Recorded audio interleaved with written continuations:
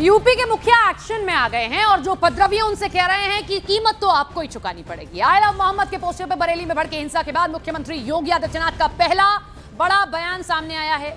योगी ने कहा कि कुछ लोगों को शांति अच्छी नहीं लगती है, लातों के भूत हैं, बातों से नहीं मानते। उन्होंने साफ शब्दों में कह दिया, आस्था चौराहे पर प्रदर्शन करने का विषय नहीं हो सकती। मुख्यमंत्री ने उपद्रवियों पर हमला करते हुए कहा, ये कायर लोग बच्चों को तख्तियां पकड़ा रहे हैं, इनकी जिंदगी तो बर्बाद है ही, बच्चों की जिंदगी भी बर्बाद कर रहे हैं।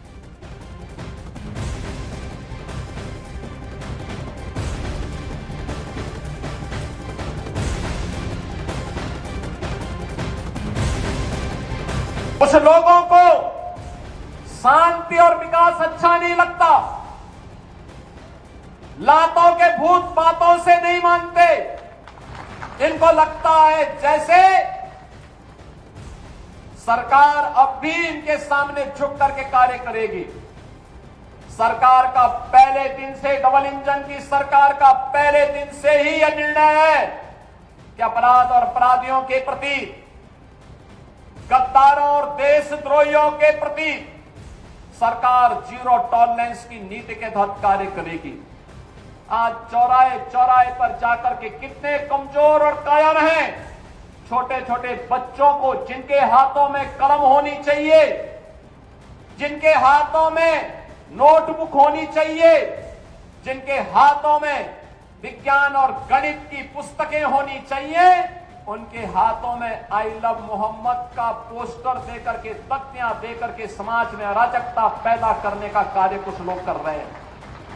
इनको यह भी नहीं मालूम कि उनकी जिंदगी तो बर्बाद है ही है, लेकिन इन बच्चों की भी जिंदगी को ये लोग बर्बाद करने पर उतारू हो रखे हैं।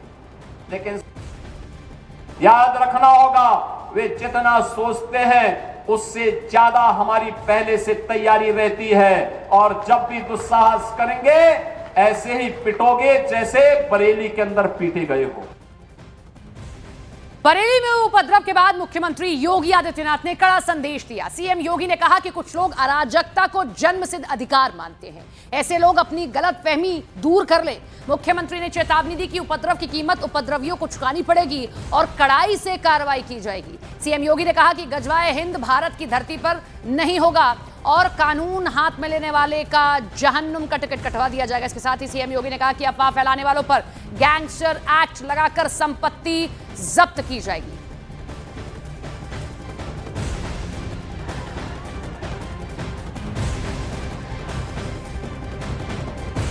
मुख्यमंत्री योगी आदित्यनाथ कड़े एक्शन में दिखाई दे रहे हैं। 26 सितंबर की ये फुटेज जो आप देख रहे हैं, इसी पर ये गुस्सा और ये चेतावनी है कि जो कानून को अपने हाथ में लेगा, फिर हम भी जानते हैं, तैयारी हम करके रखते हैं, गजवाए हिंद नहीं यहां पर बनने दिया जाएगा।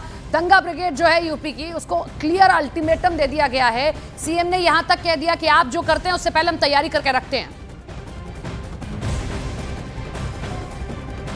जिंदगी तो बर्बाद है ही है, लेकिन बच्चों की भी जिंदगी को ये लोग बर्बाद करने को उतारू हो रखे हैं। लेकिन सरकार इस प्रकार की अराजकता को कतई स्वीकार नहीं करेगी, कतई स्वीकार नहीं करेगी। और जिसने भी कानून को हाथ में लेने का प्रयास किया, जो भी राह चलते हुए राहगीर पर हमला करेगा, जो भी बेटी की सुरक्षा पे सेंध लगाने का कार्य करेगा, और जो भी व्यापारिक प्रतिष्ठानों में आगजनी करने का दुस्साहस करेगा, जो भी पर्व और त्योहारों में उपद्रव करेगा, उसको हम पहले से इस बारे में कह देंगे कि उसको बिना मांगे जहन्नुम में जाने का टिकट हम काट करके दिला देंगे। जलालुद्दीन ने अपना उपनाम रख दिया था झांगुर बाबा, जिससे हिंदू भ्रम में रहे, समाज की आंखों में धूल झोंक लेगा, लेकिन पापी कितना भी अपने पाप को छुपाने का प्रयास करेगा, उसका पाप का समय तो पाप का घड़ा भरना ही भरना है, और पाप का घड़ा भरेगा इस धरती माता उसको कभी बर्दाश्त नहीं कर पाएगी। और झांगुर जैसे दुष्कर्मियों और राष्ट्रद्रोही तत्वों के द्वारा छद्म रूप से यही कार्य बलरामपुर की धरती से करने का प्रयास हो रहा था। अब सीएम योगी के इस रिएक्शन पर all India Muslim personal law board ने आपत्ति दर्ज कर दी है। मुस्लिम पर्सनल लॉ बोर्ड ने कहा कि सीएम तानाशाह जैसी भाषा का इस्तेमाल कर रहे हैं। इसके साथ ही उन्होंने तौकीर रजा की गिरफ्तारी पर भी सवाल उठा दिए हैं।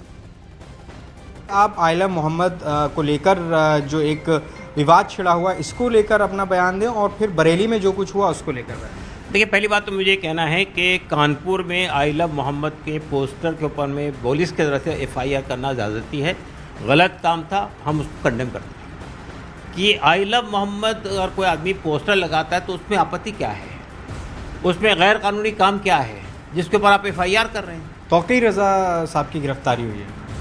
देखिए, तौकीर रजा साहब ने भी एक कॉल दी थी कि हम मेमोरेंडम देंगे जाके DM को। उस कॉल पे लोग बाहर निकले थे, तो अब उसके बुनियाद पर आप तौकीर रजा को किस बुनियाद पर गिरफ्तार कर रहे हैं?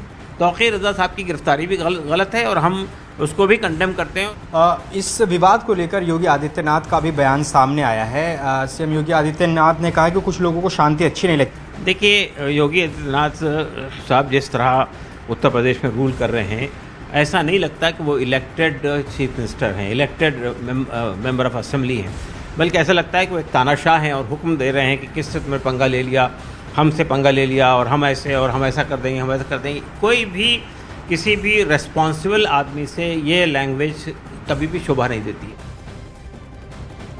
अब इन सबके बीच में केंद्रीय मंत्री गिरिराज सिंह ने भी अपनी प्रतिक्रिया दी है। उन्होंने कहा, आई लव सनातन और आई लव महादेव लिखकर आई लव मोहम्मद पर पोस्ट जो है वो एक्स पर शेयर किया। ये जो आप पोस्ट देख रहे हैं ये शेयर किया गया है गिरिराज सिंह की ओर। हर इंसान मरना भी जानता है और मारना भी जानता है, तो ये किसको धमकी दे रहे हैं और इस धमकी से कौन समाज को डराने की कोशिश कर रहे हैं? भारत की पहचान सनातन से है और मैं उन मौलवियों से कहूंगा कि आपका DNA और हमारा DNA यानी हिंदुओं का DNA एक ही है, एक ही पूर्वज के हम खानदान हैं। कोई बाबर के DNA का कोई हिंदू औरंगजेब के DNA का नहीं है। तो बरेली हिंसा पर मुख्यमंत्री योगी आदित्यनाथ ने बड़ा एक्शन लिया। हिंसा की जांच के लिए SIT का गठन कर दिया गया। बरेली में जुमे की नमाज के बाद हुए बवाल में भीड़ ने पुलिस पर पथराव और फायरिंग की, जिसमें 17 पुलिसकर्मी हैं जो घायल हुए हैं। अब योगी सरकार ने साफ कर दिया कि दंगाइयों को बख्शा नहीं जाएगा। SIT बरेली हिंसा की पूरी जांच करेगी। साथ ही मौलाना तौकीर रजा को न्यायिक हिरासत में भेज दिया गया, जुडिशियल कस्टडी में भेज दिया गया है। बरेली में इंटरनेट सेवाएं फिलहाल बंद हैं। पुलिस ने 10 FIR दर्ज कर ली हैं। 2000 से ज्यादा लोगों को आरोपी बनाया गया है।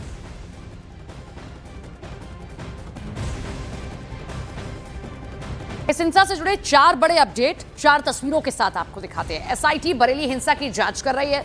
उधर मौलाना तौकीर रजा को 14 दिन की न्यायिक हिरासत में भेज दिया गया है। पुलिस ने अब तक इस पूरे मामले में 10 FIR दर्ज किए हैं, जिनमें 7 में तो तौकीर रजा का ही नाम शामिल है। 2000 अज्ञात आरोपियों के खिलाफ केस दर्ज हुए हैं। 39 लोगों से पूछताछ चल रही है। पथराव और फायरिंग में 17 पुलिसकर्मी हैं और 40 से ज्यादा लोग जो घायल हुए हैं। उपद्रवियों की पहचान के लिए पुलिस लगातार जो इलाके में CCTV फुटेज है उन्हें खंगाल रही है।